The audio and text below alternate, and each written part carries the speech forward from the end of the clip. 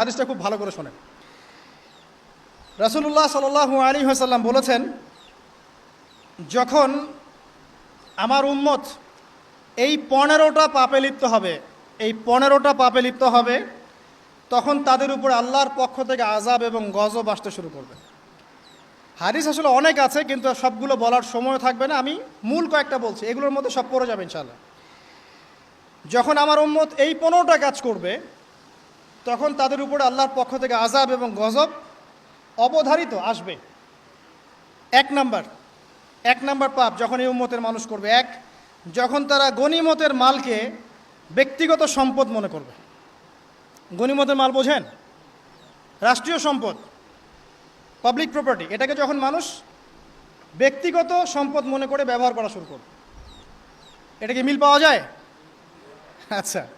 2 number, যখন কারো কাছে আমানত রাখা হবে, আমানত, এবং সে এটাকে ব্যক্তিগত সম্পদ মনে করবে।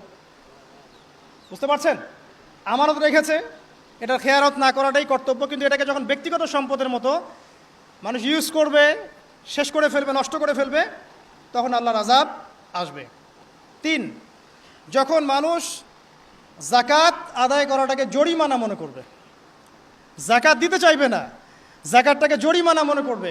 কি সমস্যা, কি বার্ডেন, যাকাত আবার দেওয়া লাগে কেন? আমরা তো ট্যাক্স দেই। যাকাতকে মানুষ জরিমানা মনে করবে।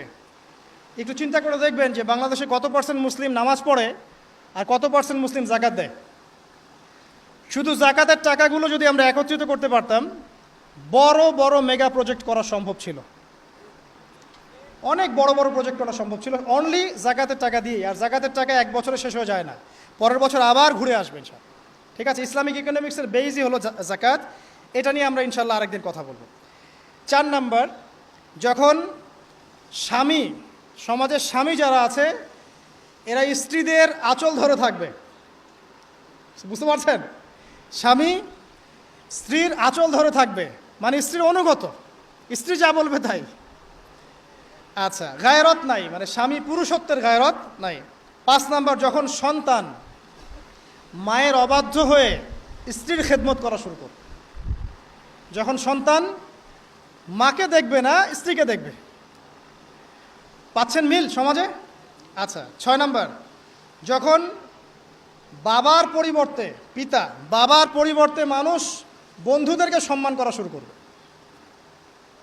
বাবাকে সম্মান করবে না, ফ্রেন্ড সার্কেলকে সম্মান করবে। সুবহানাল্লাহ। এরপরে আসেন 7, যখন